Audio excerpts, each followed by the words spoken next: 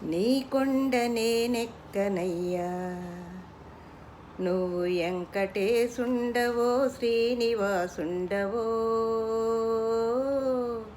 నీ కొండ నేనెక్కనయ్యా, అష్ట కష్టాలు పడి 7 కొండల నెక్కి వస్తేను కనబడవు కదా నువ్వు.